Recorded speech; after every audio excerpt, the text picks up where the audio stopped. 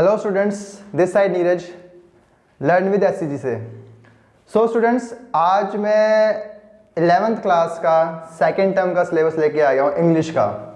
Second term में आज हम सबसे पहले करने वाले हैं पोएम के बारे में बात करेंगे हम, the voice of the rain, Walt Whitman के थ्रू जो लिखी गई है।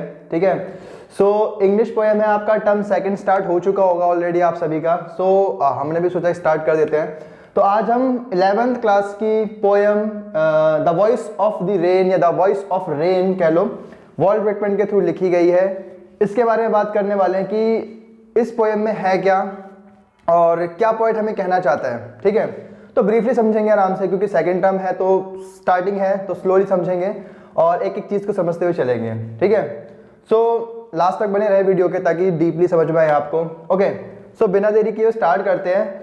आपका जो फर्स्ट स्टैंजा है बुक का, फर्स्ट आपने देखा होगा, अगर बुक ओपन कर सकते हो आप, आपके पास बुक है तो ओपन करके देखोगे तो उसमें जो फर्स्ट स्टैंजा है आपका वो यहाँ से स्टार्ट है और एंडिंग लाइन यहाँ पे है उसकी। ठीक है ना, स्टार्टिंग लाइन है एंड हु आर दो, उसके बाद है एंड येट द सेम। ये स्टार्टिंग और एंडिंग लाइन है स्टैंजा की। मैंने पूरा स्टैंजा आपका नहीं लिखा है, आप मार्क कर सकते हैं, अगर आपके पास बुक है आप तो आप मार्क कर लेना, क्योंकि मैं यहां से लेकर और यहां तक की इस वीडियो में मैं एक्सप्लेनेशन दूंगा आपको। ओके, ये मार्क कर लेना, ये ध्यान समझ लेना कि यहां से स्टार्टिंग है आपके स्टैंजा की और यहां पे उसका एंड है। ठीक है, तो उसके बारे में बात करेंगे कि भाई इसमें क्या कहना चाहता है पॉइंट हमसे, जो हमारे वॉल्ट विटमैन है वो क्या कहना चाहते हैं पोएम में, और उसकी एक्सप्लेनेशन को समझेंगे। और कुछ इसके टफ वर्ड्स हैं, आई नो कि इसमें कुछ एक आधे वर्ड्स हैं जो नहीं समझ में आएंगे, तो वो मैं वीडियो में करवा दूंगा आपको। ये हम एक्सप्लेनेशन समझेंगे कि क्या कहना चाहता है पॉइंट हमसे बेसिकली इसके थ्रू। तो लेट्स बिगिन। तो जैसे आपको टाइटल से ही पता लग रहा है, द वॉइस ऑफ रेन, यानी कि रेन यानी कि वर्षा। ठीक, रेन की वॉइस, रेन की आवाज, वर्षा की आवाज, कुछ भी आप कह सकते हो। तो हम उसी के बारे में बात करने वाले कि टाइटल ऐसा क्यों दिया है उसने, जो हमारे पोएट है। ओके, अगर वैसे मैं आपको ब्रीफ इंट्रोडक्शन दूं तो उसमें क्या है कि जो हमारे पोएट हैं वॉल्ट विटमैन, उन्होंने वर्षा जो है यानी कि रेन है, रेन से पूछा कि एक बार पूछा कि हु आर यू, तुम कौन हो, क्या इंपॉर्टेंस है तुम्हारी, क्या काम करते हो। तो भाई रेन ने उनको रिप्लाई किया। सबसे स्ट्रेंजेस्ट थिंग क्या है कि रेन ने उनको रिप्लाई किया कि भाई मेरा नाम ये है एटसेट्रा एटसेट्रा, अपने बारे में बताया। तो पोएट ने वही चीज जो है वो हमें पोएम के थ्रू, लाइंस के थ्रू समझाई है, उसको ट्रांसलेट किया है। जो रेन है, रेन की जो बातें हैं, जो भी उन्होंने आंसर किया, उसी आंसर को जो हमारे पोएट है वॉल्ट विटमैन, उन्होंने पोएम के थ्रू समझाया है, ताकि जो उसको समझने वाले, जो पढ़ने वाले स्टूडेंट्स हैं उसको समझे कि रेन ने क्या आंसर किया। तो ये वही पोएम है आपकी। अगर एक्सप्रेशन देखेंगे क्या है कि the poet here describe the different experience, एक डिफरेंट एक्सपीरियंस उन्होंने हमारे साथ यहाँ शेयर किया। कैसा कि वो किससे बात कर रहे हैं, रेन से बात कर रहे हैं, जो कि बेसिकली बिल्कुल डिफरेंट है। तो पोएम में क्या कर रहे हैं, वो रेन से बात कर रहे हैं, वॉइस ऑफ रेन यानी कि वर्षा की आवाज, कि उन्होंने क्या रिप्लाई किया उसके बारे में बात करेंगे हम। तो the poet here describe a different experience, एक डिफरेंट एक्सपीरियंस बताया है इसमें स्टैंजा में, पूरी पोएम में कह लो। तो once there was a soft falling of rain, कि जो रेन है, सॉफ्ट फॉलिंग मतलब जो हल्की हल्की बौछारें जो गिरती है रेन की, उनको कहा जाता है। ठीक है, तो कह रहे हैं कि एक बार जो होता है कि सॉफ्ट फॉलिंग ऑफ रेन की वर्षा जो है उसकी बौछारें, यानी कि जो उसके शावर्स है छोटे छोटे फॉलिंग ऑफ, ये रहा कि सॉफ्ट फॉलिंग ऑफ शावर्स जो है वो आ रहे थे, यानी कि गिर रहे थे, रेन गिर रही थी। उसके बाद कह रहे हैं द पोएट आस्क्ड दैट, कि पोएट ने उनसे पूछा कि हु आर यू, कि जो सॉफ्ट फॉलिंग शावर्स हैं या रेन है, रेन से उन्होंने पूछा कि भाई हु आर यू, तुम कौन हो। एंड ही वॉज वंडरस्ट्रक, वंडरस्ट्रक का मतलब होता है चौंकना। जैसे आप एक स्ट्रेंजेस्ट थिंग, सडनली जिसको बोलते हैं ना, अचानक, उसी तरीके से एक ये वर्ड है आपका वंडर। वंडर का मतलब होता है चौंकना। तो वैसे ही वंडरस्ट्रक उसका सिनोनियम है कि वंडरस्ट्रक का मतलब होता है चौंकना, एक तरीके से हैरान हो जाना, कि भाई उन्होंने क्वेश्चन पूछा और रेन ने उनको आंसर किया, तो उसी के बारे में। तो and he was wonderstruck when the shower started giving answer, कि जो शावर है, जो बौछारें थी, जो वर्षा की यानी कि जो रेन की बौछारें, रेन की जो शावर्स है, उन्होंने क्या किया, स्टार्टेड गिविंग आंसर, उन्होंने आंसर देना शुरू कर दिया। तो बेसिकली ये बिल्कुल डिफरेंट थिंग है ना, अलग चीज है कि भाई उन्होंने क्वेश्चन पूछा और बदले में उनको आंसर मिल रहा है, वो भी ऐसी चीज से जो नॉन लिविंग थिंग है, मतलब जो कि बोल नहीं सकती, सबको पता है। तो यही डिफरेंट एक्सपीरियंस उन्होंने हमसे शेयर किया है। तो वो चौंक गए किसी को देख के कि भाई शार स्टार्टेड गिविंग आंसर, कि शावर ने क्या किया, आंसर देना शुरू कर दिया। That the poet translate here for us, जो कि पोएट ने क्या किया, हमारे लिए ट्रांसलेट किया। जैसे मैंने स्टार्टिंग में बताया था कि पोएट ने उनकी बातों को, जो रेन है, रेन की जो शार्स ऑफ रेन है, उन्होंने जो आंसर किया, उसी आंसर को जो हमारे पोएट है उन्होंने हमें यहाँ पे एक्सप्लेन किया, ट्रांसलेट किया है, ठीक है। तो वही कह रहे हैं that the poet translate here for us, ताकि हम उसको समझ सके, अंडरस्टैंड कर सके कि भाई जो रेन है, रेन ने उनसे क्या कहा, ठीक है। And he called it the voice of rain. तो इसी चीज को जो हमारे पोएट है उन्होंने किस चीज का नाम दिया है, द वॉइस ऑफ रेन का, ठीक है, जो कि हमारा टाइटल है पोएम का। ओके, सो ये था एक इंट्रोडक्शन हल्का सा, जो कि इस लाइन में कहा गया होगा। अगर आप बुक की लाइन पढ़ोगे, लाइन टू लाइन पढ़ोगे, तो उसमें पूछा गया who are you and he translated it for us, ऐसे करके कुछ लाइन भी है। तो उसी को ही इन्होंने इसका ये ट्रांसलेशन है, इसका एक्सप्लेनेशन है, ठीक है। तो आप पोएम की हम एक्सप्रेशन और ट्रांसलेशन पढ़ेंगे कि क्या कहना चाहता है पोएट हमसे। सो क्या कह रहे हैं, रेन सैड, अब रेन ने उनको आंसर किया। मैंने बताया ना कि जो ये स्टैंजा है, स्टैंजा में एक ये लाइन है कि भाई यहाँ पे पोएट ने उनसे क्वेश्चन किया और बदले में रेन ने उनको आंसर किया।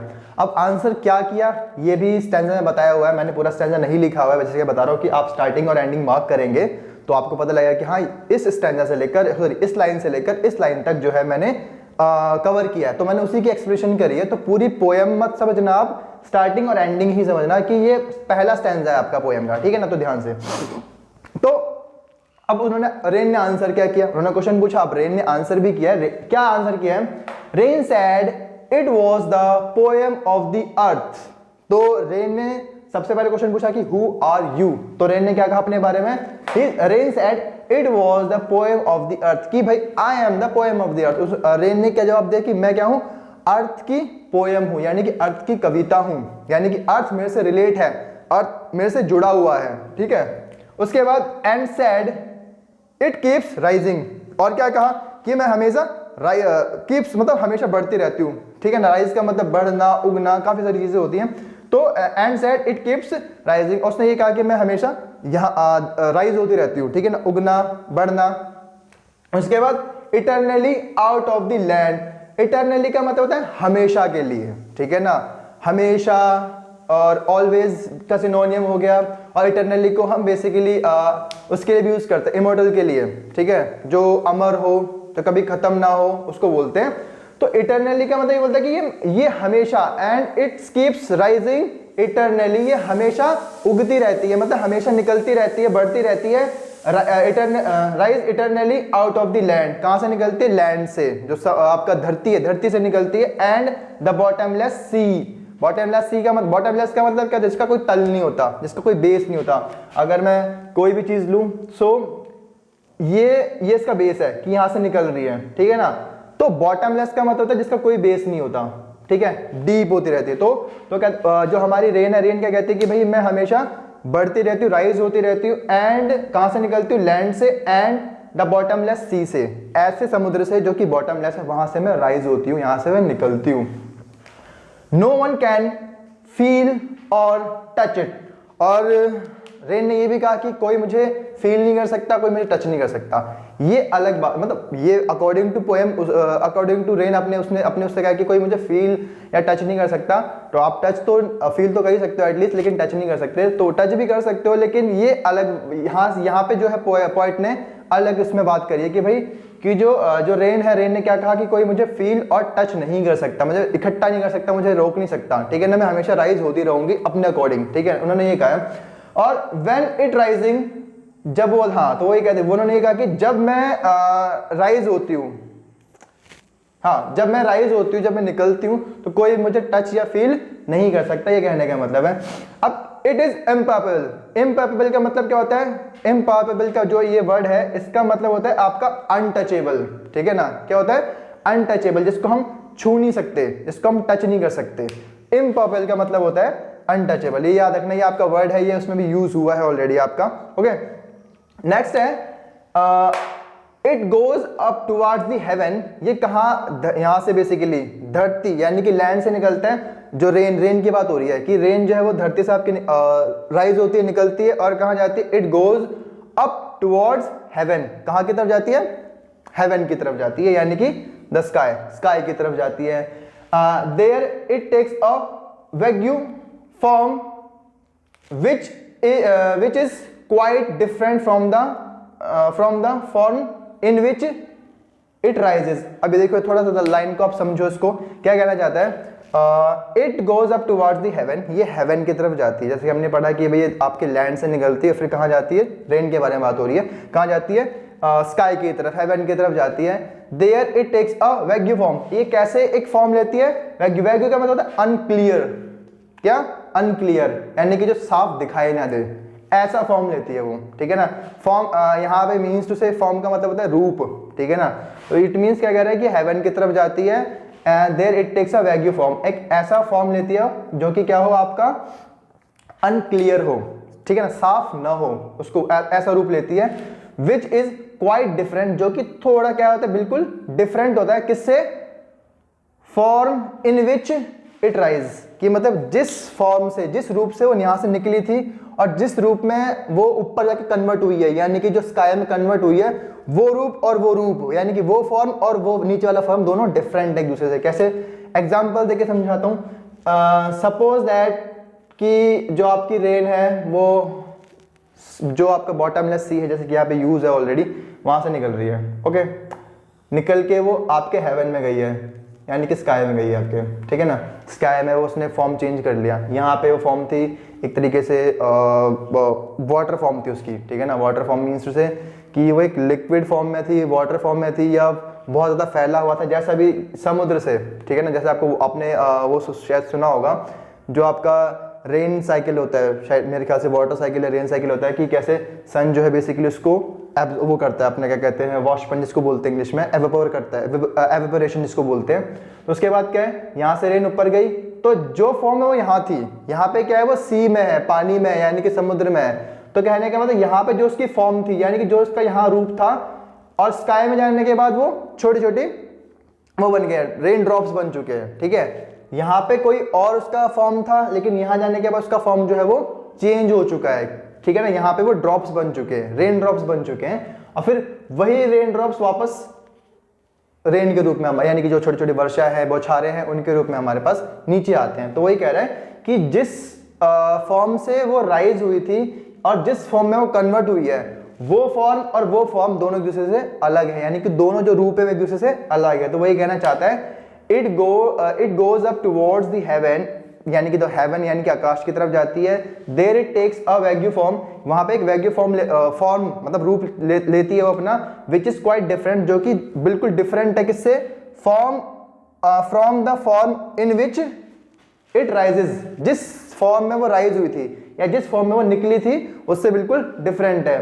But it remains in the nature, लेकिन ये कह रहा है कि हमेशा, but it remains in its nature, वो हमेशा अपने नेचर में रहती है, मतलब जो उसकी प्रकृति है, जो उसका वो है, क्या कहते हैं इसको, नेचर मतलब जो उसका बिहेवियर है, जैसा जो काम उसको करना होता है, वो हमेशा उसी रूप में रहती है, वो चेंज नहीं होता उसका, खाली उसका रूप चेंज होता है, बट उसका जो नेचर है वो कभी चेंज नहीं होता।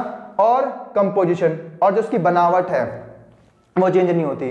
और it changes only in its form, सिर्फ उसका फॉर्म चेंज होता है, ठीक है ना। यहाँ से जिस फॉर्म में गया होगा वहाँ उस फॉर्म में जाता है वो, मतलब जाती है, ऊपर जाते हैं और अलग फॉर्म कन्वर्ट हो जाता है। जिस फॉर्म में यहाँ से गई थी वो अलग होता है, और जिस फॉर्म में कन्वर्ट होती है वो अलग होता है। नॉट इन एसेंस, ना कि अपने एसेंस में, एसेंस का मतलब बेस, ठीक है ना, अपने बेस में कन्वर्ट नहीं, चेंजेस नहीं करती रेन। तो कहने का मतलब है रेन सिर्फ नीचे से ऊपर की तरफ जब जाती है तो सिर्फ एक फॉर्म चेंज होता है, बाकी उसका वर्क, उसका बेस वो चेंज नहीं होता। वापस जाती है, सेम थिंग करके वापस अपने ही घर में वापस आ जाती है। ये रेन का काम है। तो बेसिकली क्या है, ये आपकी एक्सप्लेनेशन थी पोएम की फर्स्ट स्टैंजा की, ठीक है। जो फर्स्ट स्टैंजा मैंने बताया कि यहाँ से लेकर यहाँ तक कवर हुआ है, ये उसकी एक्सप्लेनेशन है, जो कि आपने अगर आप पढ़ोगे और एक्सप्रेशन को मैचअप करोगे तो ज़्यादा समझ में आएगा आपको। अगर आप कहोगे कि भाई लाइन टू लाइन पढ़ा दो तो लाइन टू लाइन में आपको एक्सप्लेन कर दूंगा, बट ये इसकी एक्सप्लेनेशन है कि पोएम में ये कहना चाहते हैं, ठीक है। सो इसका एक सेकंड स्टेंजा और रह गया है, वो मैं आपको सेकंड वीडियो में बताऊंगा अपनी, लेकिन ये वीडियो आपको आई होप कि समझ में आई होगी। अगर नहीं आई है तो आप बता देना। और इसके कुछ डिफरेंट, मैंने कहा ना कि कुछ इसके डिफिकल्ट वर्ड्स है, वो मैं आपको वीडियो के एड में जरूर बता दूंगा, सेकंड पार्ट के एड में मैं जरूर बताऊंगा आपको। सो ये मेरा फर्स्ट पार्ट था, आई होप कि आपको समझ में आया होगा। नहीं समझ में आया तो जरा बताना मुझे भी, और हम इसको एक्सप्लेन करने की कोशिश करेंगे और ज़्यादा ब्रीफली समझाने की कोशिश करेंगे। सो ये था आपका first stanza. Okay, so guys आप इसको लर्न करना, एक्सप्लेनेशन में भी आपको समझ में आई गई होगी, ठीक है। सो तब तक के लिए टेक केयर, बाय।